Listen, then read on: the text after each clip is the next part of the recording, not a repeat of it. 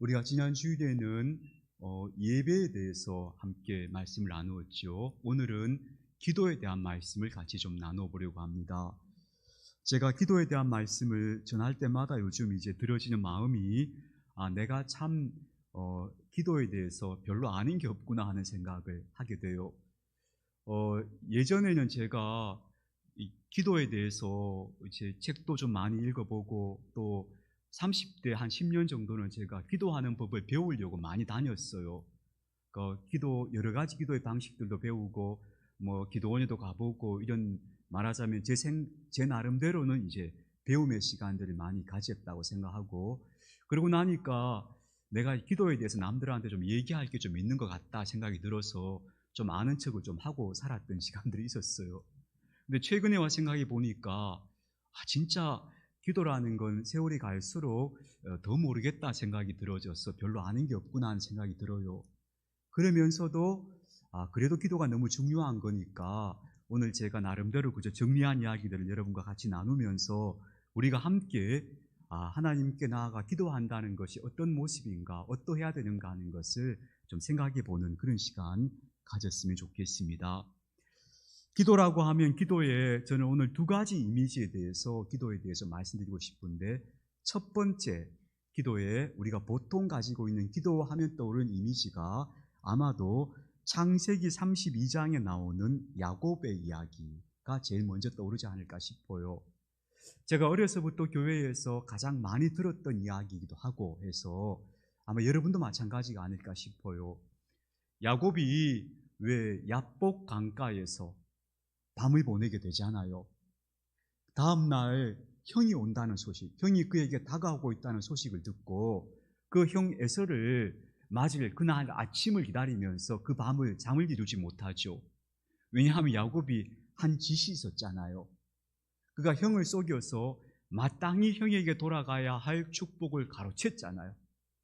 그래서 형이 그를 죽이려 하니까 아버지가 그 야곱을 외삼촌 라반의 집으로 피신시켰던 그런 과거가 있었죠. 그래서 라반의 집에서 야곱이 이제 큰 가족을 이루고서 다시 고향으로 돌아오는데 형이 그 소식을 듣고 야곱을 맞으러 온다는 얘기를 들으니까 야곱이 막 무서운 거죠. 거기다가 에서가 그냥 오는 것도 아니고 400명의 무장한 사람들을 데리고 온다 하니까 야곱으로서는 지금 큰일이 난 거예요. 진짜 인생의 어마어마한 위기 앞에 선 거죠. 그래서 야곱이 그 밤에 잠을 이루지 못하는 거예요. 그래서 밤새 야복 강가에서 다른 식구들은 다 강구를 떠나보내고 먼저 앞서 보내고 난 다음에 자기는 그 강변에 앉아서 밤새 고민하다가 하나님의 천사가 그를 찾아왔다고 하죠.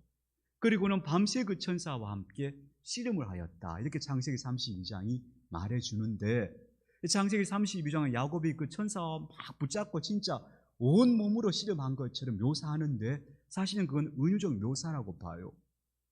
이거는 야곱이 밤새도록 그의 마음과 몸으로 온 존재로 그야말로 밤잠을 이루지 못하고 고민하고 막 애썼던 그런 밤을 보냈다는 것을 그렇게 묘사하는 것이겠죠. 얼마나 그가 그냥 뒹굴뒹굴 굽으면서 그날 밤을 몸서리치게 보냈는가 하면 그 밤이 다 지나고 난 다음에 그의 뼈에 금이 가 있을 정도로 그렇게 그가 그 밤을 아주 몸부림치는 밤을 보냈다는 이야기잖아요. 그래서 그 밤의 이미지는 바로 뭘 얘기하는가 하면 그가 몸부림치며 하나님께 부르짖고 막 뒹굴면서 애쓰면서 밤새 기도했던 그런 기도의 장면들을 우리에게 그렇게 묘사하고 있는 것이다. 그렇게 얘기할 수 있겠습니다. 이것이 제가 어려서부터 교회에서 듣고 배운 기도의 가장 강력한 이미지였던 것 같아요. 그래서 해마다 우리가 이제 학생회 때 수련회 같은 거 가면 여러분도 경험해 보셨겠습니다만 막 이렇게 기도하도록 그렇게 배웠어요. 그리고 나가서 밤에 밤에 나가서 산에 올라가서 기도하라고 선생님들이 막 쫓아내는 거죠. 그러면 이제 산에 올라가가지고 그때 우리 했던 말이 이제 나무 뿌리 뽑는다 그랬잖아요. 그러니까 소나무 뿌리가 하나 뽑아와야 된다 그래가지고 만만해 보이는 나무 하나 찾아가지고 그거 붙잡고 이제 막 소리 지르고 기도한다고 밤에 그랬던 기억들이 있잖아요. 다 해보셨겠습니다만 그 소나무 절대 안 뽑히거든요. 그러니까 막 밤새 그거 붙잡고 막 씨름하고 소리 질렀다가 졸다가 뭐 이렇게 시간 보냈던 그런 기억들. 그러면서 몸부림치면서 기도해야 되는구나 하는 것을 배웠던 그런 일들이 있었죠. 자, 그런데 여기서 우리가 저는 먼저 하나 얘기하고 말씀드리고 싶은 게 뭐냐 하면요, 야곱의 이야기를 보면 야곱이 그날 밤에 정말 몸부림치면서 기도했어요. 그의 뼈에 금이 가서 나중에 쩔뚝쩔뚝거릴 정도로 그렇게 몸부림치면서 기도했는데 그 기도의 끝에 정말로 그에게 길이 열렸죠. 그걸 먼저 우리가 봐야 될 것 같아요. 그렇게 밤을 막 새우고 나니까 성경에서 뭐라 얘기하는가 하면 그가 쩔뚝쩔뚝거리던 신세가 되었는데, 그런데 그의 앞에 해가 돋아올랐다. 해가 돋아올랐다고 성경이 얘기해줘요. 이거는 새날이 열렸다는 거예요. 정말 그렇게 몸부림치면서 기도했더니 그 앞에 그 답답했던 문이 열렸다는 거예요. 정말 기도로 그의 인생이 한 매듭이 풀어졌다 하는 걸 얘기하는 거죠. 그렇게 그가 기도해서 막 몸부림을 치면서 기도하고 나서 드디어 그 매듭이 풀어지고 나서 비로소 형과의 화해가 이루어지죠. 극적 화해가 이루어집니다. 야곱이 쩔뚝거리면서 그렇게 형 앞으로 나아가니까 그때 형 에서가 달려와서 야곱을 끌어안아요. 그래서 오래 묵었던 모든 오당과 상처들이 다 회복되어지면서 형제가 서로 입을 맞추고 회유하게 되는 그런 감격적인 이제 매듭이 풀어지는 장면이 나오지요. 그래서 우리가 반드시 기억해야 될 것은 정말로 기도가 이런 역사를 일으킨다는 거예요. 그걸 먼저 우리가 봐야 될 것 같아요. 내가 인생을 살아가면서 내 삶이 막막하다, 길이 없다, 어떻게 해야 되나, 혹은 정말 뭔가 마음속에 말할 수 없는 허전함, 쓸쓸함이 있다면 뭔가 내가 지금 풀어야 할 것이 있다 생각되거든. 그때 우리가 해야 될 일은 바로 이런 기도다. 이렇게 하나님 앞에 나가서 부르짖고 몸부림치면서 기도하려고 하는 이런 기도가 적어도 우리 인생에 한 번은 필요하다. 저는 그렇게 말씀드리고 싶어요. 많은 분들이 인생에 어떤 풀리지 않은 문제들을 그냥 안고 사는 거예요. 그래서 매일 마음속에서 물어요. 이렇게 사는 게 맞나? 내가 어떻게 해야 되노? 매일 그런 질문을 계속 반복하면서도 그 문제, 그 매듭을 풀어내지 못하고 그냥 살아요. 그런 경우들이 되게 많죠. 혹시 여러분에게도 오랜 세월 동안 내가 살아왔고 고민했지만 내가 풀어내지 못한 매듭이 있다 생각되거든. 한 번은 도전해 보시라고 말씀드리고 싶어요. 한 번은 마음을 탁 먹고 정말 야곱처럼 내가 한번 기도해 보겠다. 내가 그렇게 한번 몸부림 한번 쳐보겠다. 이 마음을 한 번은 먹으시면 좋겠다 싶어요. 우리 인생에서 정말 문제 앞에 섰을 때에 절박하게 이렇게 기도하면 야곱처럼 길이 열린다. 답이 주어진다. 그걸 야곱의 경우는 보여주고 있는데요. 이게 야곱의 경우만이 아니죠. 또 우리가 잘 아는 히스기야라는 왕도 그랬잖아요. 히스기야가 어느 날 죽을 병이 걸렸어요. 이제는 더 이상 회복될 수 없는 지경에 이르렀어요. 그때 히스기야가 그 죽을 병든 몸으로 벽을 바라보면서 눈물로 하나님 앞에 통곡했다고 나오죠. 그랬더니 하나님께서 그에게 다시 생명의 날들을 회복시켜 주셨다고 나와요. 또 히스기야가 이런 적도 있었죠. 바벨론 군대가 쳐들어왔어요. 쳐들어왔는데 사방으로 에워싸여서 방법이 없어요. 도저히 여기서는 진짜 어떻게 아무 길도 없는 거예요. 그때 히스기야가 그 바벨론 왕이 보낸 편지를 가지고 하나님 성전에 올라가요. 온갖 조롱과 멸시의 편지를 가지고 하나님 성전에 올라가서 거기서 눈물로 기도해요. 몸부림치면서 기도했더니 진짜 그 다음날 아침에 그를 에워싸고 있던 적병의 진지에 거기에 연병이 돌았다고 하죠. 그래서 그 병사들이, 그 적들이 스스로 물러가는 일들이 일어났다. 그렇게 성경이 얘기해줘요.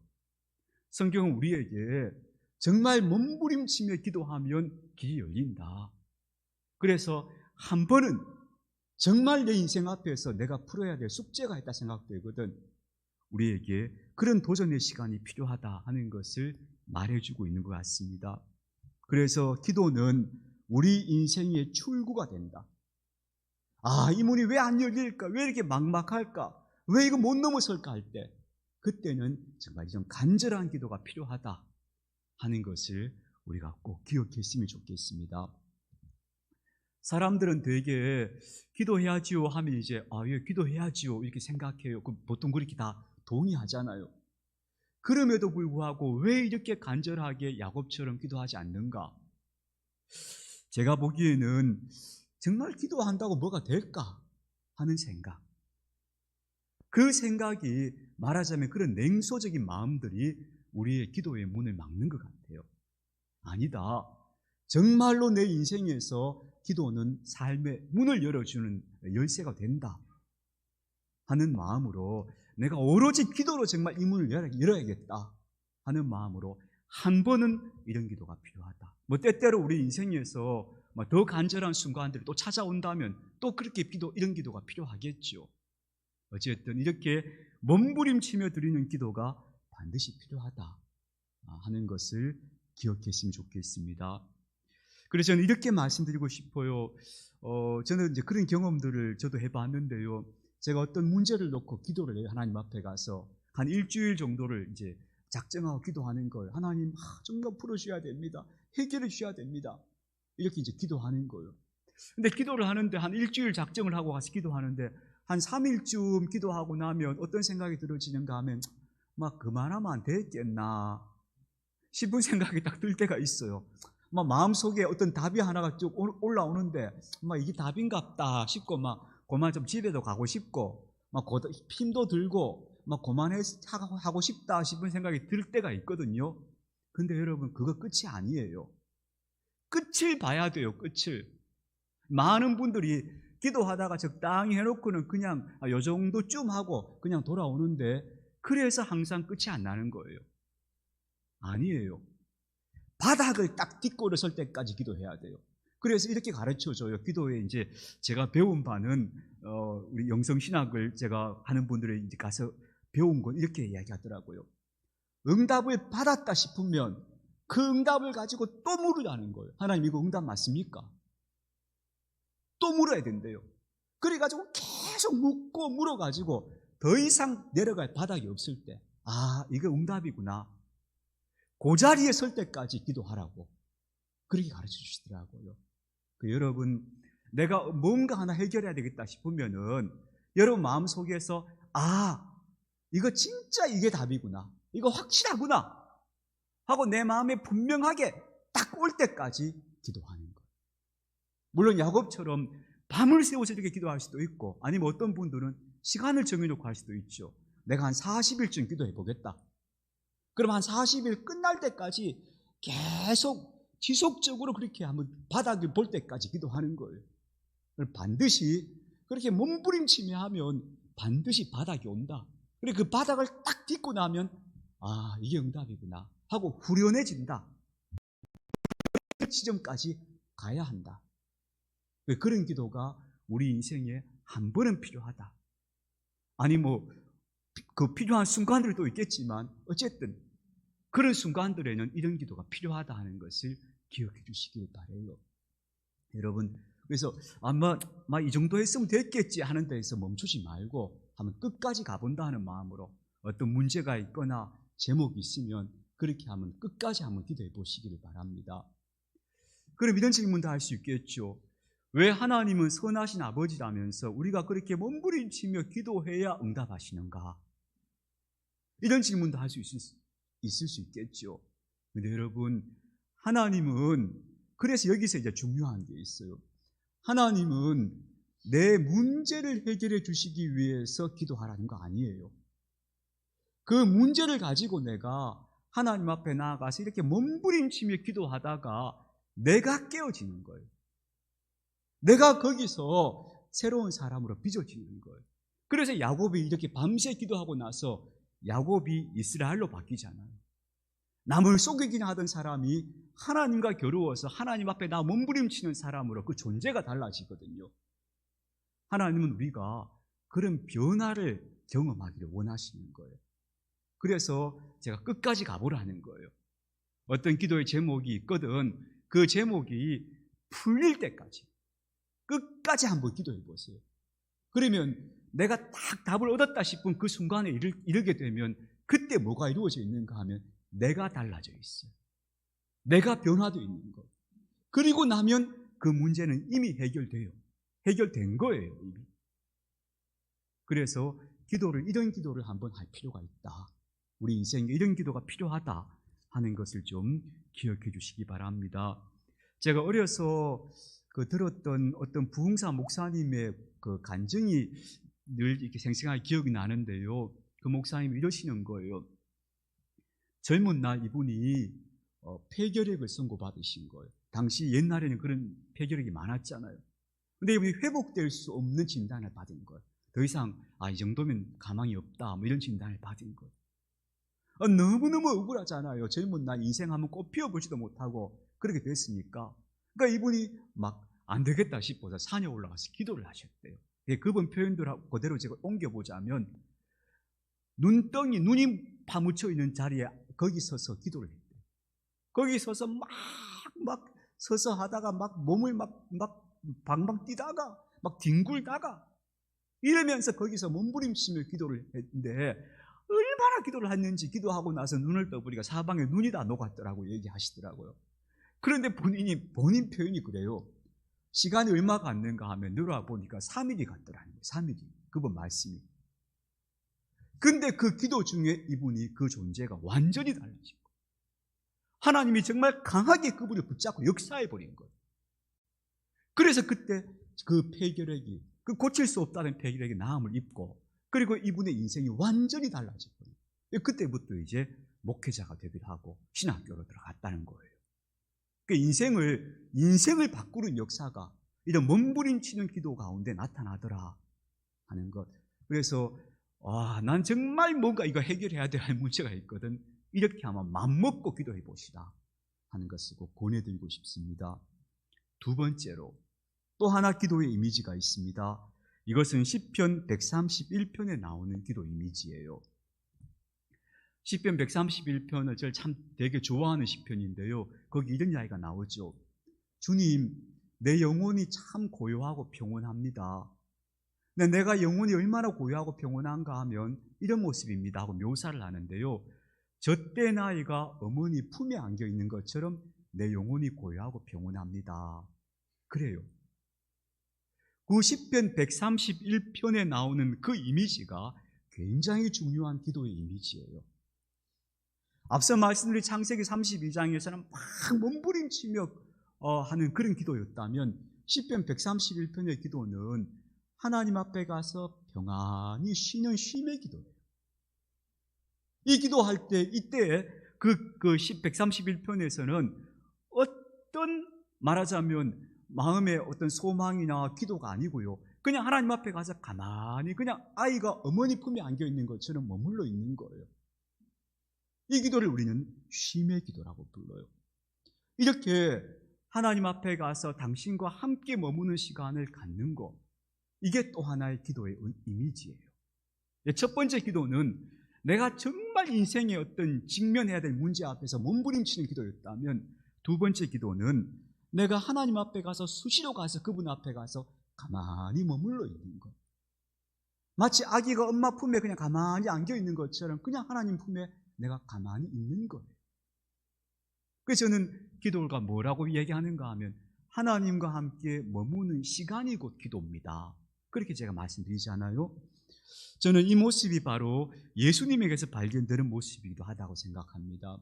예수님께서 새벽 미명에 나가서 바닷가에 가서 계셨다 이렇게 표현하고 있고요. 또 해저문 뒤에 동산에 가서 계셨다 그러잖아요. 그 예수님께서 거기서 뭐 하셨겠어요? 당신이 아버지 하나님 하면서 그 하나님과 함께 거기 계시는 거예요. 이런 기도의 시간들을 예수님은 계속 그 일상적으로 그렇게 가지셨던 거죠. 이런 기도의 시간들을 가지게 되면 어떤 것이 나타나는가 하면 우리 마음 속에서 이게 서서히 나타나는 변화인데요. 우리 마음 속에 무의식 속에 저장되어 있던 이게 무의식 속에 우리가 겪었던 많은 아픔들, 슬픔들, 그늘들이 저장되어 있다 하잖아요. 이게 담겨져 있거든요. 이게 하나님과 함께 머무는 시간을 통해서 점점 덜어진다고 봐요. 이게 줄어져 가는 거예요. 그러다가 이 세월이 1년이 가고 2년이 가고 이 세월이 흐르고 한참 흐르고 나면 나중에는 내 마음이 왜 이렇게 갑자기 가벼워졌지? 내가 왜 이렇게 삶이 평안해졌지? 라고 느끼는 자리로 가게 된다는 거예요. 그래서 이런 기도들을 자꾸 가지게 되면 점점 내 마음속에서 불안이 사라지고 하나님이 가까이 느껴지고 하나님과 또 삶에 대한 신뢰가 자라나게 된다. 그렇게 봐요. 그래서 이런 기도의 시간들을 우리가 꾸준히 가져야 한다는 거예요. 그런 의미에서 우리는 우리의 지향에서 그렇게 읽는 거죠. 우리는 하루 2번 10분이라도 하나님과 함께 머무는 시간을 갖습니다 라고 얘기하는 거예요. 그런 기도의 시간이 우리를 점점 평화로 이끌어 간다, 이렇게 얘기할 수 있어요. 오늘 저는 여러분에게 2가지 기도를 말씀드려요. 첫 번째는 부르짖고 하나님 앞에 가서 몸부림치는 기도예요. 그런 기도가 필요할 때가 있어요. 그럴 때는 반드시 마음을 탁 먹으시고 그런 기도의 시간을 꼭 가져보시기 바랍니다. 그래서 몸부림치면서 하나님 앞에 나아가서 내가 드디어 바닥에 섰구나, 이게 하나님 주신 응답이구나 하는 것이 탁 내 온 존재로 딱 받아들여질 때까지, 그때까지 그렇게 기도해 보는 거예요. 그런 자리에 딱 서시기를, 한번 서보시기를 바랍니다. 그래서 정말 새 아침이 밝아오고 문이 열리는 것을 경험해 보시길 바랍니다. 그리고 꾸준히 또 내가 매일매일 하나님과 함께 머무는 시간을 계속 가지는 것, 이런 꾸준한 기도를 통해서 점점 하나님을 향한 신뢰가 자라나게 되고 그 관계가 가까워져가는 이런 기도도 여러분 삶 속에서 계속 실천해 나가시면 좋겠다 싶습니다.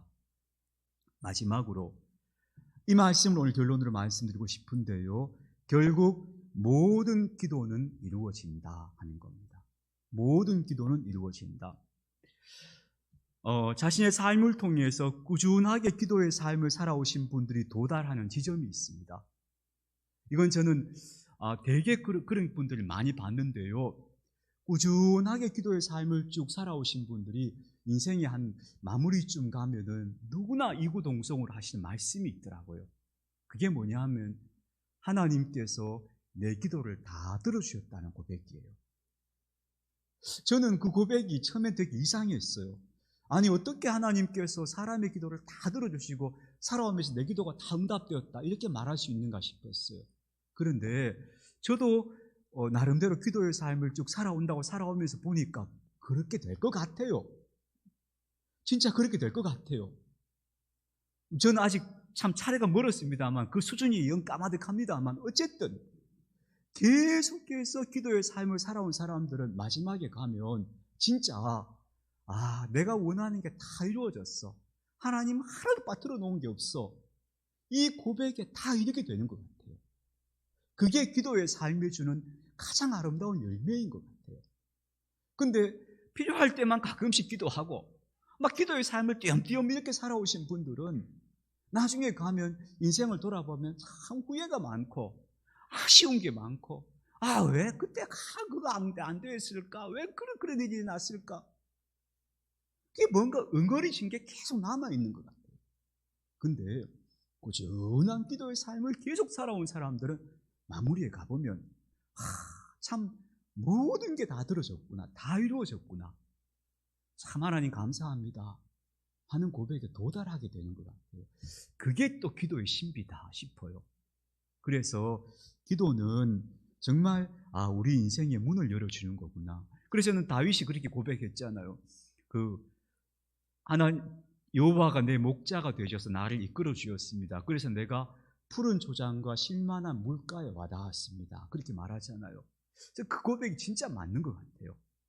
우리가 계속 기도로 살면 나중에 가서 하나님이 정말 나를 푸른 초장, 쉴만한 물가로 인도하셨구나 한 고백에 이르게 된다 싶어요. 그래서 기도가 우리 인생의 모든 문을 열어주는 열쇠구나 하는 것을 다시 한번 생각하게 됩니다. 사랑하는 교우 여러분, 여러분이 지금 참 풀리지 않는 참 어려운 숙제를 안고 있다 싶으시면 딱 마음 한번 먹으시고 한번 야곱처럼 한번 기도해 보시기 바랍니다. 야곱처럼 밤새워 하는 게 어려우시면 한번 날짜를 정해 놓으시든지 어떻게 하든지 내가 한번 답을 듣겠다, 내가 정말 뭔가 답을 얻겠다 하는 기도를 한번 시작해 보시길 바랍니다. 한번 그런 마음으로 기도에 도전해 보시길 바라고요. 그리고 또 일상 속에서 매일매일 하나님과 함께 머무는 꾸준한 시간들을 계속 가져보시기 바랍니다. 이 두 가지가 저는 기도의 두 기둥이 될 거라고 믿습니다. 이런 기도를 통해서 나중에 하나님은 내 기도를 다 들어주셨습니다, 내 인생은 응답의 삶이었습니다 하고 고백하게 되는 그런 저와 여러분들이 다 되어줬으면 좋겠습니다.